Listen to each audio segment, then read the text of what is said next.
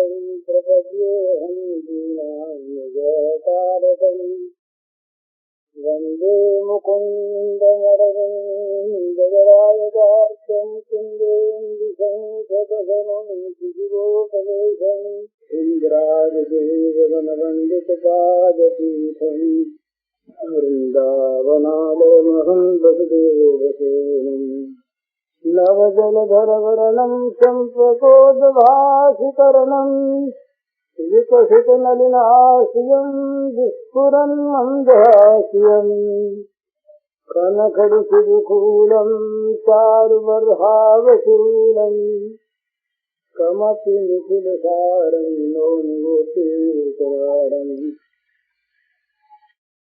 वंशीविभूषितकरान्नवनीलाभात् पीताम्बराधरुणबिम्बफलाधरोष्ठात् पूर्णेन्दुसुन्दरमुखादरविन्दनेत्रात् कृष्णात् परं किमपि तत्त्वमहं न जाने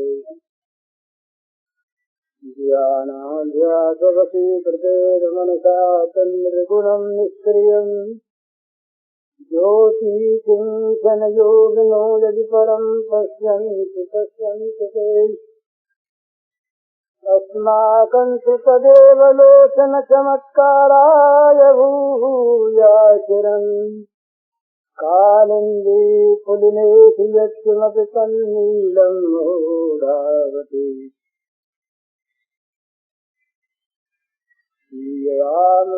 सब जगजानी करूं प्रणाम जोर जगपानी। समस्त चराचर जगत में प्राणी मात्र के रूप में अभिव्यक्त श्री भगवान के पावन चरण कमलों में स्वभक्ति नमस्कार। भाई मैं तो प्रहलाद हूँ नहीं, व्यापार समझिए, कुछ मुझे आप दीजिए और कुछ मुझसे लीजिए, व्यापार। तो लेने की बात तो ये है, मैं दो प्रार्थना करता हूँ आपसे, और मैं विश्वास पूर्वक आपसे कहता हूँ, दृढ़ता पूर्वक कहता हूँ कि अगर आप उन दो बातों को हृदय में जीवन में धारण कर लेंगे, बड़ी सीधी बात है, तो आप जो चाहेंगे से आपको मिल जाएगा। बहुत बड़े शब्द कह गया मैं।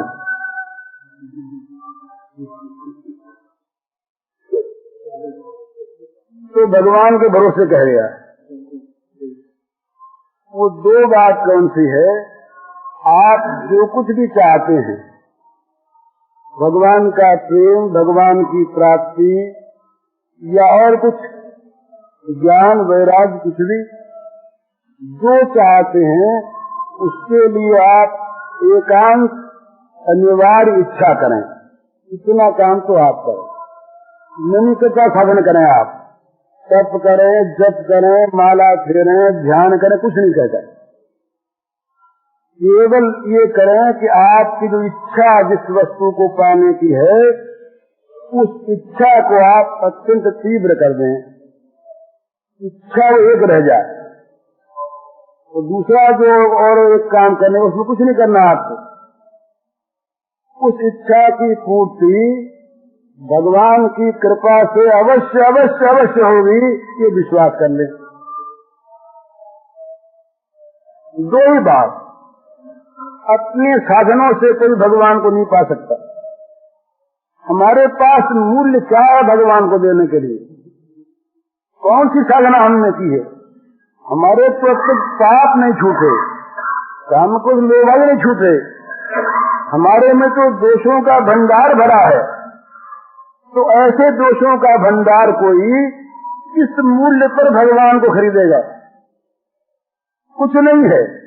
साधना का अभिमान कोई वस्तु नहीं है। साधना करिए करिए, बड़ा अच्छा है, परंतु सबसे ऊंची साधना यही है कि भगवान की कृपा पर हम अपने को छोड़ दें और भगवान की कृपा को ऐसा माने, कोई चीज ऐसी नहीं है जो भगवान की कृपा से नहीं हो सकती। केवल भाग्यवादी की बात नहीं, भगवान की कृपा भगवान को हिला दे सकती है, भगवान को ला सकती है, भगवान को खींच सकती है, भगवान को मिला सकती है। अतएव भगवान की कृपा पर विश्वास करें, ये सर्वोच्च, सबसे श्रेष्ठ और सबके लिए एक साधन है, ये एक वरदान है, ये एक भगवान का आशीर्वाद है। उन्होंने खुले खुले शब्दों में कहा, मच्चित्त सर्व दुर्गाणी मत प्रसादात् विश्यसि। उन्होंने खुले शब्दों में कहा, सर्व धर्मान परित्यज्य माम एकम शरणं व्रज अहं त्वा सर्वपापेभ्यो मोक्षयिष्यामि मा शुच चिंता मत करो तुम। ये भगवान के गीता के उपदेश का अंतिम वाक्य है, मा शुच, मत चिंता करो। तो सारी चिंताओं को छोड़कर भगवान की कृपा पर विश्वास करने और जो चाहते हैं, जो हमारे मन की इच्छा है, भगवत प्रेम की, भगवान के ज्ञान की, तत्व साक्षात्कार की, भगवान के दर्शन की, जो भी इच्छा है उस इच्छा को अनिवार्य बना लें। अनिवार्य इच्छा और भगवत कृपा में विश्वास, ये दो जहां मिल जाएंगे तत्काल काम हो जाएगा। ये फिर मैं कहता हूँ कि हो जाएगा, हो जाएगा, हो जाएगा, अवश्य हो जाएगा।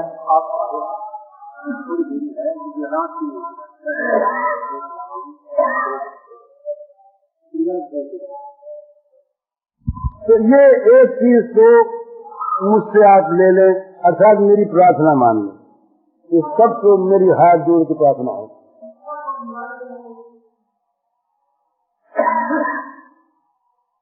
जैसे प्यासे को जल की इच्छा होती, जब प्यास लगती है उस समय जल के सिवा और इच्छा नहीं रहती, और इच्छा सारी गौण हो जाती हैं, पहले पानी मिले। इच्छा की ये और समझने की बात है। भगवान की प्राप्ति किसी कर्म से नहीं होती, जगह से नहीं होती। भगवान की प्राप्ति केवल इच्छा से होती है। ये बड़ी सुगमता है, बड़ी दुर्गमता है। दुर्गमता इसलिए कि हमारी इच्छा एकाग्र होती नहीं, एकांत होती नहीं, बिखरी रहती है। तो सुगम इसलिए है कि किसी कर्म की अपेक्षा नहीं। साल, 2 साल, 10 साल, 20 साल बीज लगाया और फल लगेगा, ये कोई बात नहीं। जिस काल में, जिस क्षण में, जिस समय ये इच्छा पैदा हो गई कि भगवान के बिना नहीं कर सकता, और हमारी सामर्थ्य नहीं हम अपने शरीर से भगवान को प्राप्त कर सकें, वो करुणामय, दयामय स्वयं दया करके दर्शन हमें देंगे, अवश्य देंगे, तो उनका आसन ही जाएगा। वो आप पहुंचेंगे, आप निश्चय मानिए। भगवान के पास जाना नहीं पड़ेगा, भगवान आएंगे और भगवान आएंगे। तो ये चीज तो आप मुझे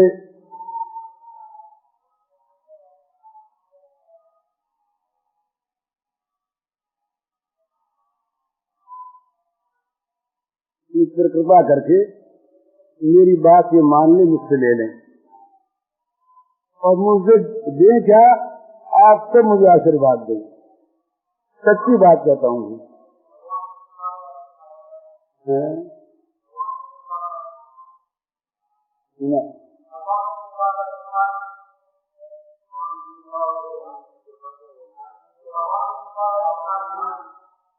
यथार्थ अर्थ बस कृपा का अर्थ तो कृपा ही होता है महाराज। कृपा का ये अर्थ है,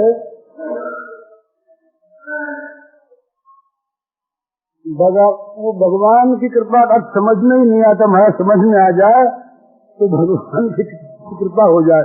ये अर्थ है भगवान कृपा का कि हमारे बिना चाहे, बिना कहे, बिना जाने, जिसके द्वारा हमारा नित्य नित्य हित हो रहा है, उस नित्य हित करने वाली भगवान की शक्ति का नाम कृपा है। और जैसे छोटे असहाय शिशु पर उसके हित करने का माता का भाव है, वो माँ की जो करुणा अपने आप बरसती उसके ऊपर, बच्चा कहता नहीं। इस प्रकार से सर्वांगीण हित जिसके द्वारा स्वाभाविक होता है उसका नाम कृपा है।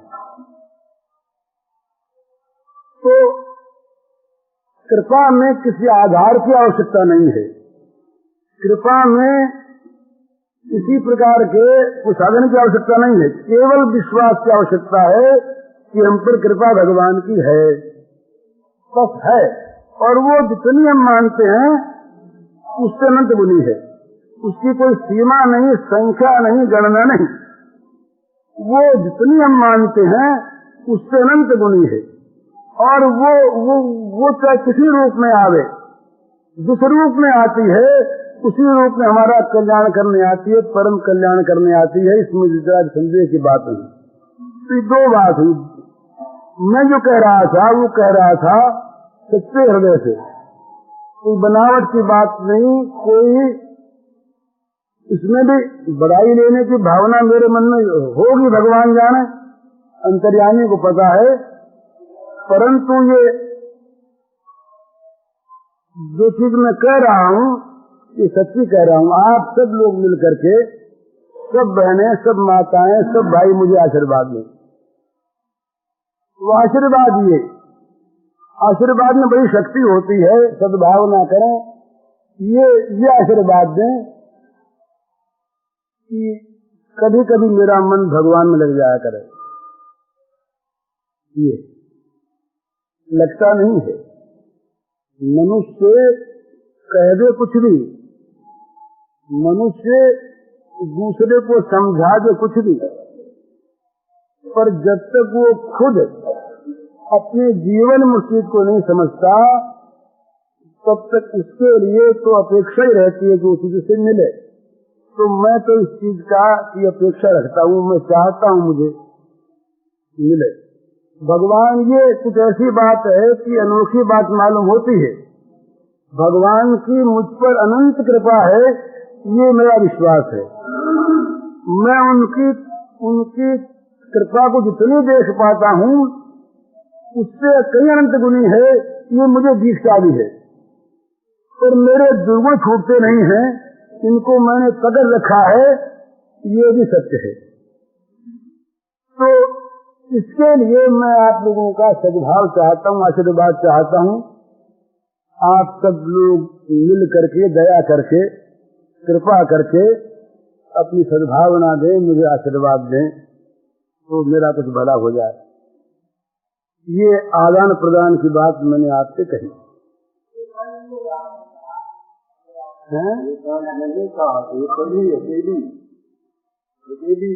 एकांत मन एक ही, अनन्य, उसके सिवा दूसरी इच्छा उस समय न रहे, दूसरी इच्छा न रहे।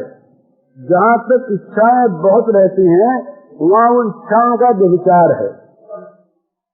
जैसे सती स्त्री अपने पति के मिलन को छोड़ करके कोई इच्छा नहीं करती किसी पुरुष से, बल्कि यहाँ तक कि वो जानती नहीं कि कोई पुरुष और भी है। उत्तम केस बस मन माही, सपन हुआन पुरुष जग नाही। ये जीव गोस्वामी का एक ऐसा किस्सा आता है, कहाँ तक ठीक मुझे नहीं पता है। कहते हैं कि मीराबाई भी जीव गोस्वामी के पास दर्शनार्थ गई। चैतन्य महाप्रभु के संप्रदाय के ये लोग इतने कट्टर रहे, इतने ज्यादा ये यति धर्म का पालन करते थे कट्टरता के साथ। उस समय तक अब तो नहीं करते, अब तो ठीक दूसरी बदल गई। चैतन्य महाप्रभु का एक शिष्य छोटा हरिदास माधवी नाम की 80 वर्ष की एक वृद्धा माता के पास चावल मांग लाया। ये यहाँ तक इनके यहाँ परहेज था ये स्त्री शब्द का क्या नहीं कहते थे, ये प्रकृति कहते थे। इनके यहाँ स्त्री शब्द का बोले ये उच्चारण में निषिद्ध है, वो कहते थे प्रकृति। तो उच्चारण मांग लाया वृद्धा माता से 80 वर्ष के थे। इतना ही उसका परिचय हुआ किसी स्त्री के साथ बोलचाल का। इसी अपराध के कारण से महाप्रभु ने उसको निकाल दिया आश्रम से, और वो बेचारा प्रयाग में त्रिवेणी में आके डूब गया, पर उसको नहीं बुलाया। तो जीव गोस्वामी थे इन्हीं के खास शिष्यों में, तो वो वृंदावन में रहते थे और किसी स्त्री से मिलते नहीं थे। तो मीराबाई गई, तो मीराबाई जब आश्रम में गई तो वहाँ उनके साथियों ने रोक दिया कि भाई जीव गोस्वामी तो प्रकृति से मिलते नहीं, किसी स्त्री से मिलते नहीं। तो ये उनका नियम था बाहरी। तो मीराबाई ने एक ऐसी बात कहलवाई, जीव गोस्वामी चुप हो गए, बोल नहीं पाए। मीराबाई ने कहलवाया, महाराज मैंने तो सुन रखा था ब्रज में पुरुष एक ही है, सारी प्रकृति है, और आप दूसरे पुरुष कहीं पैदा हो गए हैं जो प्रकृति से नहीं मिलना चाहते। आप ये कहते हैं ना कि हम प्रकृति नहीं मिलते, तो आप पुरुष हैं। तो उन्होंने कहा भाई ये मीराबाई के लिए कोई मान्यत नहीं है। ये कहाँ तक बात ठीक है नहीं पता है, पर सिद्धांत की बात ये बिल्कुल सत्य है। सिद्धांत में इसमें कोई गड़बड़ की बात नहीं है। क्या कहता था हम इसके पहले? हाँ, ठीक, अब मुझे ध्यान में आ गई। तो उत्तम के सुबस मन माही सपनिवान पुरुष जगनाही। उत्तम प्रतिपदा तो ये समझती है कि संसार में दूसरा पुरुष ही नहीं है, एक भगवान ही है, एक परमात्मा ही है, एक इसका अपना स्वामी ही है। तो भगवान के प्रति किस प्रकार की अनन्यता होनी चाहिए, एक भगवान के सिवा किसी दूसरे के लिए मन में स्थान न हो। जब हम अपनी इच्छाएं अनेकों जगह बांट लेते हैं तो उन्हीं बटी हुई इच्छा में एक इच्छा के पदार्थ भगवान होते हैं। तो भगवान ऐसी जगह नहीं आते जहाँ कईयों को बुलावा साथ दे दिया गया और कईयों के लिए हृदय आसन लग गया समान बल्कि ऊंचा भी। वैसे तो भगवान बहुत नीचे में बैठ जाते हैं, कोई और नीचे में बैठने वाले भी वही हैं, परंतु भगवान को जहाँ कोई भक्त इस प्रकार हृदय में बुलाता है तो वो उनकी एक ही मांग रहती है, एक मांग रहती है कि अपने हृदय को खाली करके बुलाओ, पूरा करके बुलाओ, इसमें दूसरा कोई रहे नहीं। एकांत इच्छा का नाम अनन्य इच्छा का तो यही है, एक भगवान को प्राप्त करने की इच्छा के अतिरिक्त, एक भगवान को पाने की इच्छा के अतिरिक्त, एक भगवान के प्रेम को पाने की इच्छा के अतिरिक्त और कोई इच्छा मन में न रहे। ये अनन्य इच्छा है, एकांत इच्छा है। इस प्रकार की इच्छा इस वस्तु के लिए हो और अपनी अयोग्यता साथ साथ दिख पड़े। मेरी इच्छा पूर्ण करने की शक्ति ये मेरे में नहीं है, मेरा कोई पुरुषार्थ, मेरा कोई साधन इस इच्छा की पूर्ति करने में समर्थ नहीं है, परंतु मेरी इच्छा अवश्य पूर्ण होगी। ये बड़े तत्व की महत्व की बात आपसे मैं कह रहा हूँ। इच्छा में तो अनन्यता हो, इसी के साथ साथ अपने बल का कहीं भरोसा न आ जाए, ये भी विचार है। भगवान के प्राप्त करने की जैसी इच्छा नहीं होनी चाहिए, ऐसे ही भगवान के रक्षकत्व में भी अनन्य विश्वास होना चाहिए। दूसरा कोई बीच में अगर आ गया उसके ये जो श्लोक है ना, भजते माम अन्य भाव, इसका ये भाव ही हम करने आपत्ति नहीं कि वो दूसरे को भाग नहीं देता, भगवान के सिवा दूसरे को नहीं देता। मेरी रक्षा करने वाले, मुझे वस्तु देने वाले, मेरी इच्छा पूर्ण करने वाले, मुझे बचाने वाले एकमात्र यही है यही बात, इसका कोई है ही नहीं। तो जहाँ कहीं अपनी इच्छा तीव्र भी हुई और अपने पुरुषार्थ का जहाँ कहीं भरोसा आ गया, तो भगवान के भरोसे में भी विचार आ गया, भगवान का भरोसा शिथिल पड़ गया और अपने पास ऐसी शक्ति है ही नहीं, किसी के पास हुई नहीं, है ही नहीं, तो उसका काम नहीं बनेगा। इसलिए जहाँ अपने में तीव्र इच्छा हो, वहाँ अपनी असमर्थता, अयोग्यता का भी भान हो, और उसी के साथ साथ भगवान की अनंत कृपा पर विश्वास करके ये अवश्य माने कि भगवान की कृपा से मेरी इच्छा पूर्ण जरूर होगी। ये संदेह होता ना, बहुत से साधक जो है ना, कल भी मेरी बात हुई, परसों भी बात हुई, तो मुझे तो यहाँ कोई ऐसा नहीं मिला जिसने ये कहा हो कि भगवान की कृपा पर मेरा पूर्ण विश्वास है और मुझे अवश्य भगवान का प्रेम मिल जाएगा, ऐसा नहीं कहा। ऐसे कहने वाले तो कुछ मिले कि महापुरुषों की दया से और मेरी मुक्ति हो जाएगी, ऐसे कहने वाले तो कुछ मिले। लेकिन भगवान का प्रेम मुझे अवश्य प्राप्त हो जाएगा मेरे बिना किसी बल के।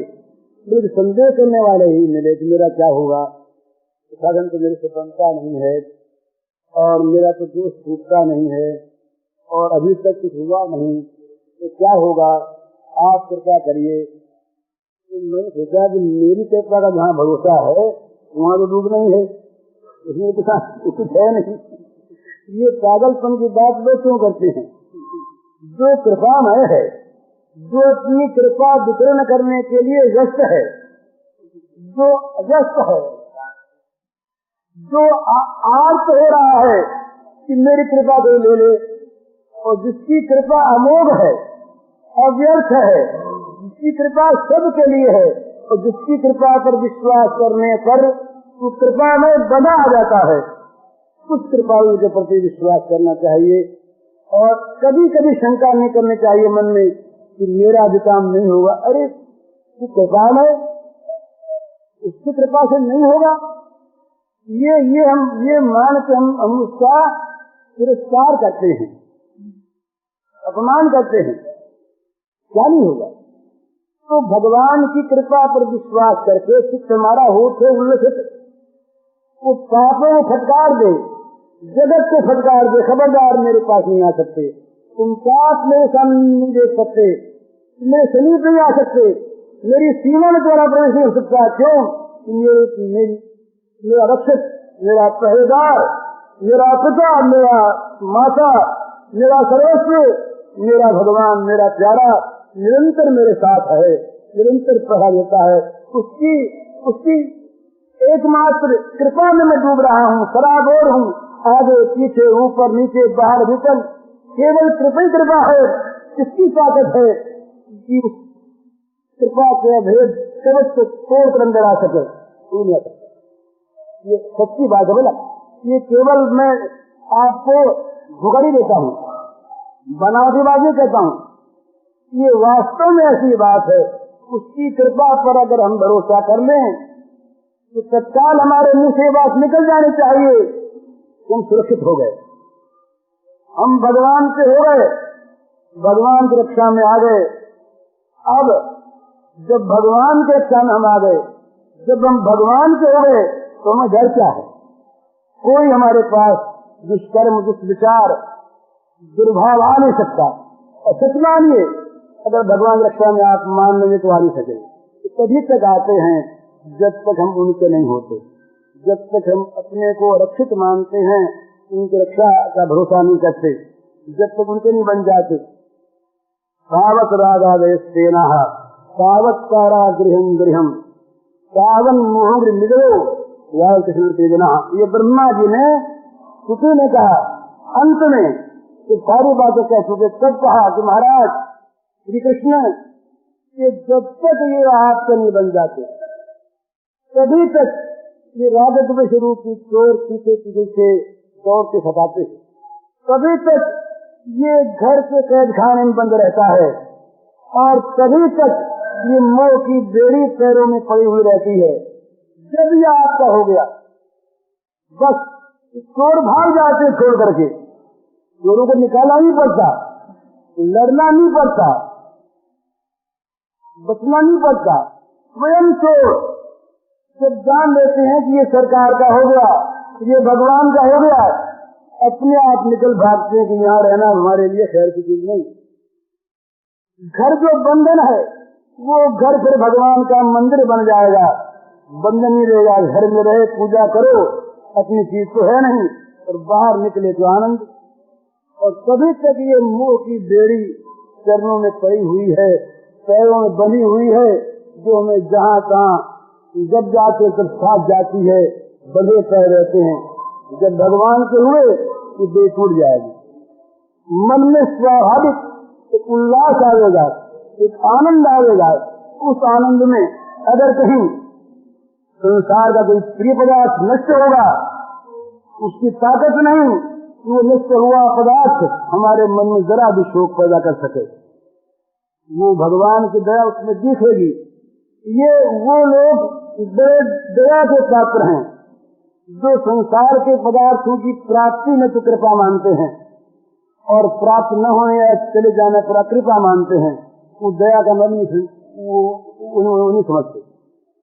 वो तो तुच्छ तुच्छ वस्तुएं जो भाग्य से मिलती हैं, जो कर्मों से मिलती हैं, उन कर्मों से मिलने वाली वस्तुओं को भगवान की कृपा के खाते में खटा करके इस कृपा का तिरस्कार करते। भगवान की कृपा को जो मानने वाला है वो तो हर सूरत में, हर जगह, हर अवस्था में मंगलमय की मंगलमयी कृपा के दर्शन करता है, कृपार्थ होता है, उल्लसित होता है। बस उसका तो एक ही मात्र भाव है कि वो भगवान का हो गया, बस भगवान का हो गया, मैं भगवान का हो गया। अब जो मैं था, जिस मैं के हर्षों के स्थान थे, जिस मैं के हानिलाभ के स्थान थे, जिस मैं का अपना पड़ाया था, वो मैं जब उसका हो गया तो इसका हानिलाभ, इसका भला बुरा, इसका रहा ही नहीं। इसके बाद उसकी चीजें वो अपने मकान को तोड़े या रखे, उसको सजाए या उस पर कचरा पोत दे, वो उसको रखे या बहा दे। तुम बीच में बोलने वाले कौन? और अगर तुम हर शो करते हो तो बीच में बोलते हो तो तुमने अपने गुण का बनाया नहीं। सीधी बात है। तो बस भगवान के बन जाओ, उसके बाद मौज करो। किसी को अगर मौज करनी है, सब मौज चाहते हैं, पर मौज कैसे होती है ये कोई नहीं चाहते। एक अंग्रेज ने कहा कि सब चीज चाहते हैं, शांति सब चाहते हैं, पर शांति जिन साधनों से मिलती उनको नहीं चाहते। हम सब सुख चाहते हैं और सुख जिन पुण्यों से मिलते उनको नहीं करना चाहते। असली बात ये, अगर हम सुख चाहते, शांति चाहते हैं, तो सुख शांति एकमात्र भगवान में बसते हैं।